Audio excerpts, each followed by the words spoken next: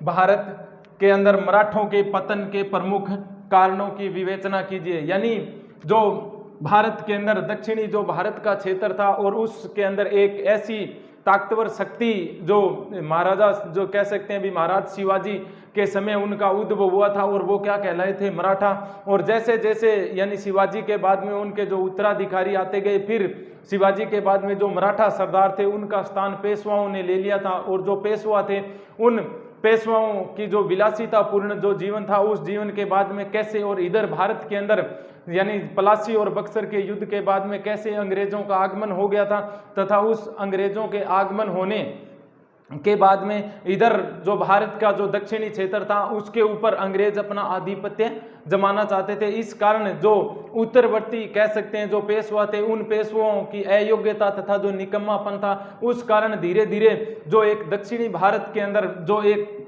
मराठों का सर्वाधिक वर्चस्व था उन मराठों का कैसे पतन हो गया। और कैसे एक समय ऐसा आया भी जो मराठा जो सरदार थे वो मराठा सरदारों का जो पतन था वो निरंतर गिरता गया, तथा इसी प्रकार जो दक्षिणी भारत था उस दक्षिणी भारत पर भी कैसे अंग्रेजों ने विजय प्राप्त की तथा अंग्रेजों का आधिपत्य भी उसके ऊपर स्थापित हो गया था। तो प्रिय विद्यार्थियों, आज का हमारा यही प्रश्न है कि मराठों के पतन के प्रमुख कारण। प्रिय विद्यार्थियों, जो मराठों के पतन का पहला महत्वपूर्ण कारण है वो है मराठा सरदारों में ईर्ष्या और द्वेष की भावना। तो मराठों में जो एकता थी या कह सकते हैं जो ईर्ष्या या द्वेष था एक दूसरे के प्रति, वो क्या थे, उसका अभाव था। क्यों? क्योंकि जो मराठा जो सरदार थे वो मराठा सरदार अनेक प्रकार की कह सकते हैं भी जो स्वतंत्र शक्तियां थी उन शक्तियों के अंदर विभाजित थे। जिस तरह सिंधिया थे, गायकवाड़ थे और जो भोंसले थे, ये कहने को तो अलग अलग स्वतंत्र राज्य थे लेकिन कह सकते हैं भी विभाजित किन में हुए थे, मराठा साम्राज्य से ही विभाजित हुए थे। तो इस प्रकार हम कह सकते हैं जो मराठा जो थे उन लोगों के अंदर जो एकता का अभाव था, उसी एकता के अभाव के अंदर जो मराठा एक राज्य था उसको हम एक राज्य नहीं कह सकते। क्या नहीं कह सकते? जो मराठा थे उनका एक जो राज्य था उनको हम राज्य नहीं कह सकते। क्यों? क्योंकि ये कई राज्यों का क्या था, संघ था। एक राज्य नहीं था बल्कि ये कई राज्यों का संघ था। क्या? जो मराठों का क्षेत्र था वो एक राज्य न हो करके कई राज्यों का संघ था। इस जिसमें से प्रत्येक जितने भी जो शक्तिशाली शासक थे, जिस तरह सिंधिया, गायकवाड़ और जो भोंसले थे, ये कह सकते हैं भी एक इन्हीं मराठा जो साम्राज्य थे या इन मराठों की कह सकते हैं भी एक जाति थी। ये जो सिंधिया थे, जो गायकवाड़ थे या जो भोंसले थे, ये जो तीनों का क्षेत्र था, इन तीनों के क्षेत्र में इन सभी का क्या था, स्वतंत्र एवं शक्तिशाली आधिपत्य था। किन किन का? सिंधियों का, गायकवाड़ तथा भोंसले का। ये जो मराठों की एक कह सकते हैं भी अन्य जो जाति थी या उन्हीं की शाखाएं थी, उन सब लोगों का अपना अपना क्या था, स्वतंत्र राज्य था। इसी स्वतंत्र राज्य के कारण वो जो कह सकते हैं जो सिंधिया थे या गायकवाड़ या भोंसले थे उनके अंदर क्या थी, आपसी यानी ईर्ष्या और द्वेष की भावना थी। इसी भावना के अंदर उसके अंदर क्या था, एकता का अभाव था। लेकिन जब सन 1761 को जब पानीपत का युद्ध होता है, कब? सन 1761 को जब पानीपत का युद्ध होता है, तो पानीपत के युद्ध के बाद में जो एक मराठों का जो संघ था, क्या? एक जो मराठों का जो संघ था उस संघ में क्या उत्पन्न हो गया था, विघटन उत्पन्न हो गया था। यानी कह सकते हैं अब जो मराठों का संघ था वो मराठों का संघ के अंदर जो एकता की भावना थी वो एकता की भावना क्या है, छिन्न भिन्न हो गई थी। इसी कारण जो विघटन की प्रक्रिया शुरू हुई तथा जो पेशवा यानी जो मराठों का जो पेशवा माधवराव प्रथम था, क्या? पेशवा माधवराव प्रथम था, तब तक तो जो मराठों का संघ था वो एक बना रहा था। लेकिन जैसे ही पेशवा माधवराव की मृत्यु होती है तो सिंधिया, गायकवाड़ तथा भोंसले ये सब अपने आप को क्या समझते हैं, स्वतंत्र समझने लग जाते हैं। तथा आपसी झगड़े के कारण जो इनके जो कह सकते हैं जो शक्तिशाली सरदार थे उन्होंने किसका सहारा लिया, अंग्रेजों का। क्यों? क्योंकि जब सिंधियों और भोंसले ने मिलकर जब गायकवाड़ों के ऊपर आक्रमण किया तो गायकवाड़ का जो सरदार था उन्होंने किसका सहारा लिया, अंग्रेजों का सहारा लिया। तथा दूसरी जो इन शासकों की जो उत्तरवर्ती सम्राटों की जो भूलें थी वो भूल भी इन जो मराठा सरदारों के अंदर जो ईर्ष्या या द्वेष की भावना थी उस भावना को भी पनपने दिया था। तो इसके अंदर जो आपसी ईर्ष्या या द्वेष की भावना थी, इसी ईर्ष्या द्वेष का फायदा उठाया किन्होंने, या कह सकते हैं भी इसी ईर्ष्या या द्वेष का लाभ उठाया कि इन्होंने अंग्रेजों ने लाभ उठाया, तथा इसी अंग्रेजों के लाभ उठाने के कारण हम कह सकते हैं जो मराठों के अंदर ईर्ष्या द्वेष की जो भावना थी, इसी भावना के कारण मराठों का धीरे धीरे क्या होना शुरू हो गया, पतन होना प्रारंभ हो गया था। दूसरा जो महत्वपूर्ण मराठों के पतन का कारण है वो है प्रशासकीय व्यवस्था में दोष। अब देखो मराठों के प्रशासन में कैसे दोष थे, क्यों? क्योंकि मराठों का जो साम्राज्य था और वहां के जो कह सकते हैं भी जो पेशवा थे या जो मराठा सरदार थे, उन मराठा सरदारों ने कभी भी अपना जो प्रशासन था उस प्रशासन की ओर क्या नहीं दिया था, ध्यान नहीं दिया था। क्यों ध्यान न देने के पीछे उनका ये कारण था, इसी जब उन्होंने ध्यान नहीं दिया उसके पीछे था उसका असंगठित होना। क्या? उसका असंगठित होना उनके पीछे महत्वपूर्ण कारण था। दूसरी बात, उन्होंने कभी भी जो मराठा लोग थे या जो मराठा सरदार थे, उन मराठा सरदारों ने कभी भी वहां की जो जनता थी उस जनता की भलाई के लिए कुछ भी कार्यों का जो प्रयास करने के जो कार्य थे उन कार्यों में कभी भी क्या नहीं किया, कह सकते हैं भी उन जो कार्य थे उन कार्य को करने के लिए कभी भी उसकी ओर क्या नहीं दिया था, ध्यान नहीं दिया था। किस किस क्षेत्र में? न तो कोई शिक्षा की उचित व्यवस्था की और न ही जो वहाँ के जो लोग थे उनकी जो नैतिक जो व्यवस्थाएं होती है या कह सकते हैं जो शिक्षा थी या रक्षा थी या जो विकास था उसकी ओर किन्होंने मराठों ने बिल्कुल भी ध्यान नहीं दिया था। जब मराठों ने इसकी ओर ध्यान नहीं दिया तो वहां की जो आम जनता थी, किसकी? जो मराठों या महाराष्ट्र के आसपास की जो जनता थी वो जनता इन मराठों को घृणा की नजर से देखने लगी थी। क्यों? क्योंकि मराठों ने कभी भी अपना जो प्रशासन था उस प्रशासन को सुसंगठित करने की ओर कभी भी ध्यान नहीं दिया था। इस कारण जो वहां की आम जनता थी उस जनता को किसी भी प्रकार का लाभ नहीं दिया गया था। इसी कारण जो महाराष्ट्र क्षेत्र की जो जनता थी वो जनता किसके प्रति घृणा करने लगी थी? मराठों के प्रति। तो प्रिय विद्यार्थियों, जो दूसरा महत्वपूर्ण कारण निकल कर आया वो है प्रशासकीय व्यवस्था के अंदर दोष। तीसरा जो महत्वपूर्ण कारण है वो है योग्य नेतृत्व का अभाव। अब देखो प्रिय विद्यार्थियों, कुछ इतिहासकार ये मानते हैं भी जो पानीपत का जो तृतीय युद्ध हुआ था या उसके बाद में जो 4 युद्ध आंग्ला और मराठों के बीच, कह सकते हैं अंग्रेजों और मराठों के बीच जो युद्ध हुए थे, उन युद्धों के अंदर जो मराठों की ओर जो नेतृत्व करने वाले जो व्यक्ति थे वो क्या थे? अयोग्य थे। क्यों? क्योंकि जब तक सन जो 1800 ईस्वी थी, 1800 ईस्वी थी, इन ईस्वी तक एक तो महादजी सिंधिया,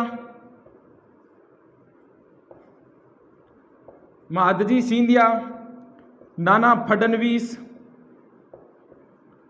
एवं जो तीसरा योग्य जो शासक था या कह सरदार था वो था तुकोजी। इन सब की 1800 का जब सन आता है या शताब्दी आती है उस समय तक महादजी सिंधिया, नाना फडणवीस व तुकोजी की मृत्यु हो जाती है। और यही क्या थे? योग्य नेतृत्व करने वाले थे किनके? मराठों के। लेकिन जब इनकी मृत्यु हो जाती है तो इनके बाद जो मराठों के अंदर जो पेशवा थे, यानी मराठों के अंदर जो नए पेशवा बने, उसके बाद में जो पेशवा बने, जिस तरह बाजीराव सेकंड था, पेशवा बने बाजीराव सेकंड, होलकर, जसवंत राय होलकर तथा जसवंत राय होलकर व इसके बाद में जो दौलतराम जी सिंधिया था या दौलत राम सिंधिया, ये जो लोग थे ना, ये जो लोग थे ये सिर्फ विलासितापूर्ण प्रवृत्ति के थे।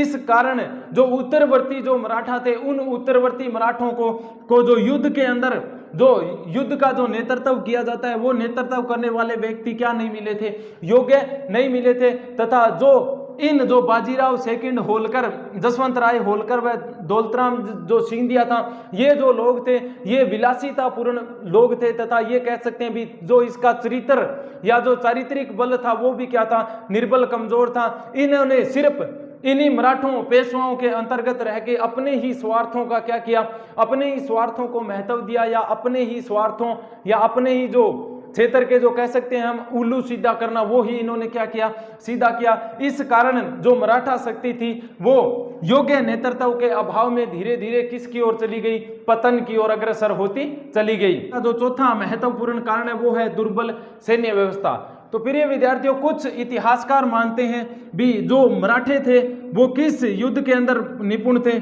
गुरिल्ला युद्ध के अंदर।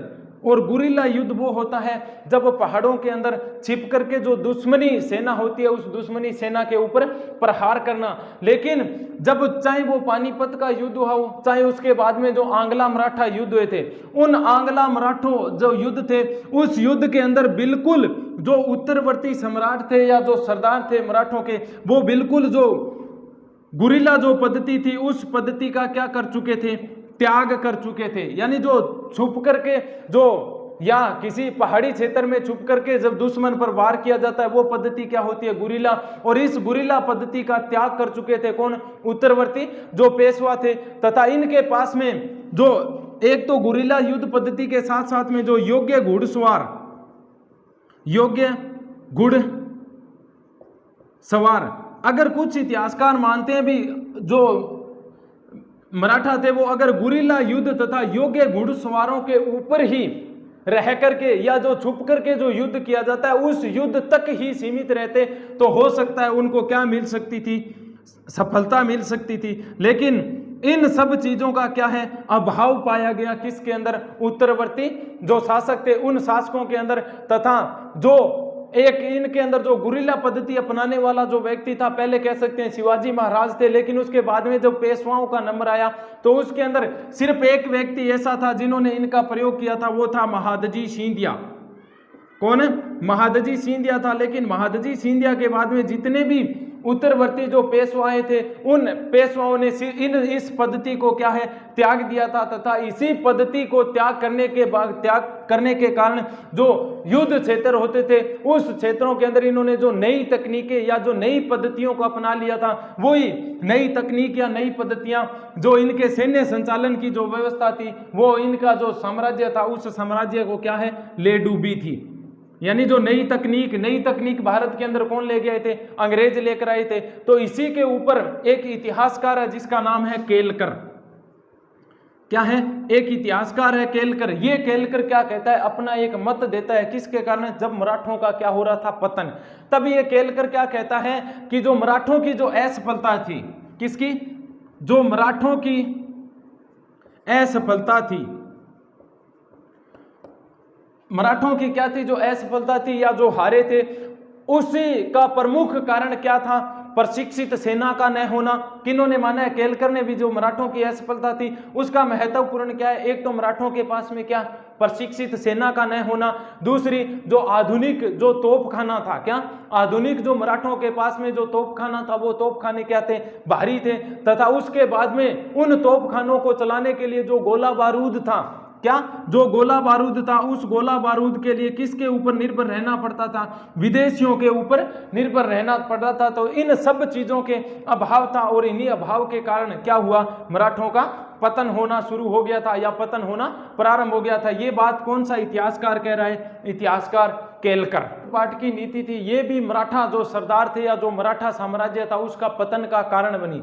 यानी जो मराठा जो साम्राज्य था उसकी जो आय व्यय थी, उस आय व्यय का जो साधन होता था, उस आय व्यय का साधन को जो उत्तरवर्ती मराठा पेशवा थे उन्होंने किसको बना लिया था, आय व्यय का मुख्य साधन लूटपाट की नीति को ही बना लिया था। तथा उसी लूटपाट की नीति के माध्यम से वो जो अपना साम्राज्य था उस साम्राज्य को क्या करते थे, या कह सकते हैं उस साम्राज्य का क्या करते थे, संचालन करते थे उसी लूटपाट की नीति के कारण। और उत्तरवर्ती जो लोग थे उन्होंने ये जो इधर कह सकते हैं भी किसी निर्बल साम्राज्य पर आक्रमण किया, उस आक्रमण के अंदर लूटपाट की, तथा उसी लूटपाट के अंदर जितने भी साधन उपलब्ध हुए उसी साधनों से अपनी जो आय या व्यय थी उसी आय व्यय को चलाया जाता था। तथा जो विभिन्न आसपास के जो विभिन्न राज्य थे उन राज्यों के अंदर इन्होंने जो लूटपाट की। और जब भारत के ऊपर अंग्रेजों का या मराठों के साथ में अंग्रेजों का जब युद्ध हुआ, उन युद्ध के अंदर जहां जहां मराठों ने क्या की, लूटपाट की, वो क्षेत्र मराठों के सहयोग करने से क्या है, वंचित रह गए थे। इसी कारण जिस क्षेत्र के अंदर जो मराठे लूटपाट करते थे उस क्षेत्र की जो आम जनता थी, क्या, उस क्षेत्र की जो आम जनता थी वो आम जनता घृणा करने लग गई थी, किन से, मराठा सरदारों से या मराठा सैनिकों से। तो एक हम कह सकते हैं भी जो लूटपाट करने की जो नीति थी वो नीति भी मराठों के लिए क्या हुई, कम कह सकते हैं भी उनके पतन में कम उत्तरदायी नहीं रही थी। इसी कारण जो लूटपाट की नीति थी वो भी महत्वपूर्ण यानी मराठों के पतन में अपनी एक भूमिका निभाकर गई थी। छठा जो महत्वपूर्ण कारण है मराठों के पतन का वो है तोप खाने के लिए विदेशियों पर निर्भर। यानी जो मराठों के पास में जो भारी तोपें थी या जो तोपखाना था, उस तोपखाने के लिए यानी उस तोपखाना का संचालन करने के लिए जो गोला बारूद हुआ करते थे, उस गोला बारूद के लिए मराठों को विदेशियों पर निर्भर रहना पड़ता था। क्यों? क्योंकि जो उत्तरवर्ती कह सकते हैं जो मराठा सरदार थे उसके पास में भारी तोपें थी तथा उन भारी तोपों के अंदर जो गोला बारूद की आवश्यकता होती है, उन आवश्यकता की पूर्ति के लिए किन के ऊपर निर्भर रहना पड़ता था? विदेशियों के ऊपर निर्भर रहना पड़ता था।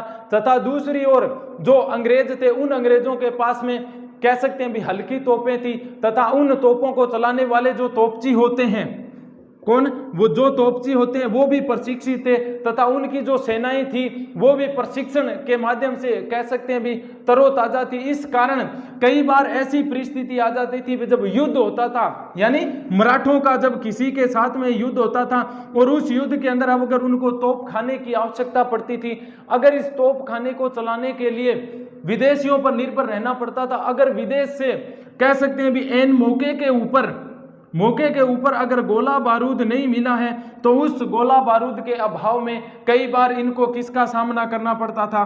पराजय का सामना करना पड़ता था।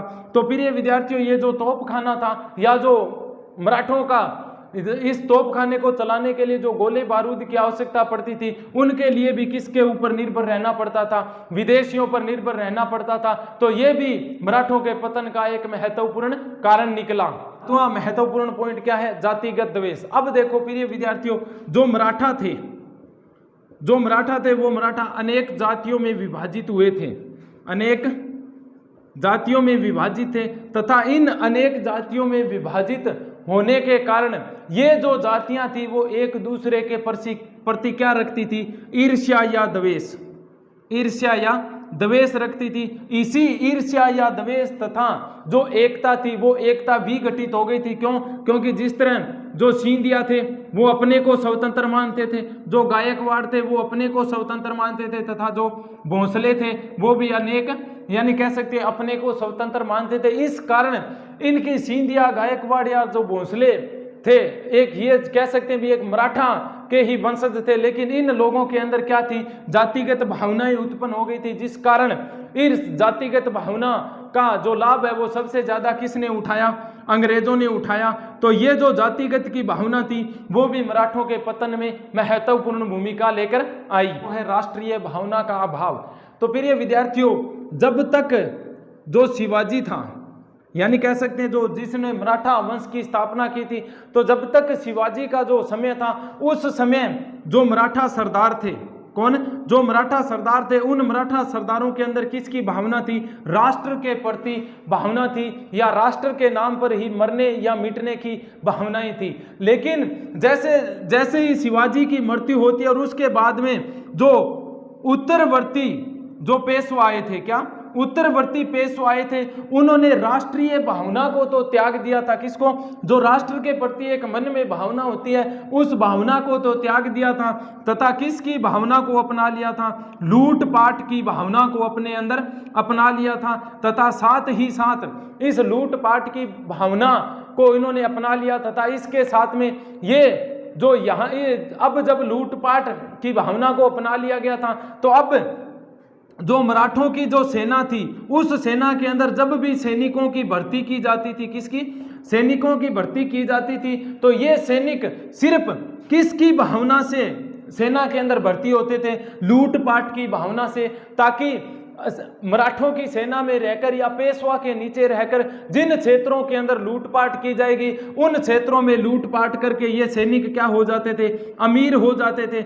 इसी जो लूटपाट के कारण जो शिवाजी द्वारा जिस मराठा साम्राज्य की स्थापना की गई थी वो मराठा साम्राज्य पतन की ओर अग्रसर हो गया था। क्यों? क्योंकि जो उत्तरवर्ती मराठा सरदार थे उन लोगों के अंदर किसका अभाव पाया गया था? राष्ट्रीय भावना का अभाव पाया गया था, या देश के प्रति उसके अंदर या देश के अंदर यहाँ जो भी राजनीतिक जो प्रतिक्रियाएं होती थी उस प्रतिक्रियाओं की ओर ध्यान नहीं दिया था। इसी ध्यान न देने के कारण उनकी जो प्रवृत्ति, अब जो राष्ट्रीय भावना थी उनका त्याग हो गया तथा किसकी रह गई थी, लूटपाट की भावनाएं उसके अंदर पनप गई थी। वह महत्वपूर्ण कारण क्या है, कूटनीति का अभाव। अब देखो प्रिय विद्यार्थियों, जब तक महाराजा शिवाजी का जो शासनकाल था उस शासनकाल तक जो शिवाजी था वो कूटनीतिक, जो युद्ध जीतने के लिए जो कूटनीतिक नीतियां होती है उन नीतियों का पालन करता था तथा अपने क्षेत्र के अंदर जो गुरिल्ला युद्ध पद्धति थी उस पद्धति को ही अपनाता था। लेकिन जो उत्तरवर्ती जो सम्राट थे या कह सकते हैं जो मराठा सरदार थे,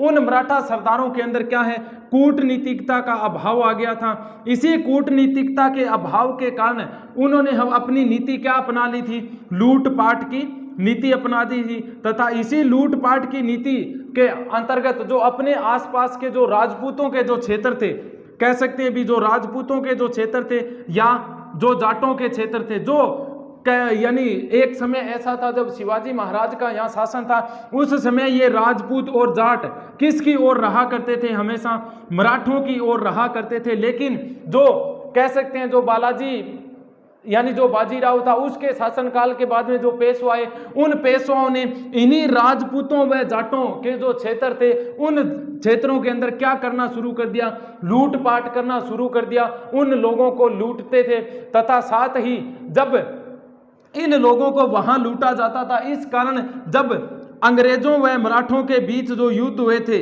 अंग्रेजों और मराठों के बीच जब युद्ध हुए थे, उस युद्ध के अंदर राजपूतों के क्षेत्र तथा जाटों के क्षेत्र के अंतर्गत जो नीति अपनाई थी लूटपाट की, उसी नीति जो मराठों के सामने आई। इसी कारण जो राजपूत और जो जाट सैनिक थे या कह सकते हैं जो जाट वंश थे या राजपूत वंश थे, इन्होंने किसका सहयोग नहीं किया था, मराठों का सहयोग नहीं किया था। इसी कारण जो मराठों के साथ में अंग्रेजों के जो 4 महत्वपूर्ण युद्ध हुए थे, उन युद्धों के अंदर मराठों को किसका सामना करना पड़ा था, हार का सामना करना पड़ा था। इसी के साथ में अगर मराठे सरदार कूटनीतिकता का अगर परिचय देते और इन अपने जो राजपूत या जो जाटों का जो क्षेत्र था जो शिवाजी के समय इनके साथ में हुआ करते थे, अगर इन क्षेत्रों में अगर ये लूटपाट की नीति न अपना करके और इनके साथ में सहयोग या सम्मिलित रहने का जो एक परिचय थे अगर उसको मराठा देते, तो हो सकता है जब आंग्ला और मराठों के युद्ध हुए थे उन युद्ध के अंदर ये राजपूत और जो जाट की सेनाएं थी वो किसका सहयोग करती, मराठों का सहयोग करती थी, मराठों का सहयोग करती। लेकिन इनके जो राजपूतों और जाटों का जो क्षेत्र था उन क्षेत्रों के अंदर जब इन्होंने लूटपाट मचाई, इस कारण जब अंग्रेजों और मराठों के बीच जो युद्ध हुए उस युद्ध के अंदर सिर्फ ये एक साइड में मूकदर्शी बनकर देख रहे थे। इसी कारण अंग्रेजों और मराठों के बीच जब युद्ध हुआ उन युद्ध के अंदर किसको पराजय का सामना करना पड़ा, मराठों का। तो जो इसी कारण हम कह सकते हैं भी जो मराठों के अंदर जो युद्ध कौशल की नीति थी या युद्ध जीतने के लिए जो कूटनीतियों का सहारा लिया जाता है, उन कूटनीतियों की क्या थी, कमी थी या कूटनीतियों का क्या था, अभाव था।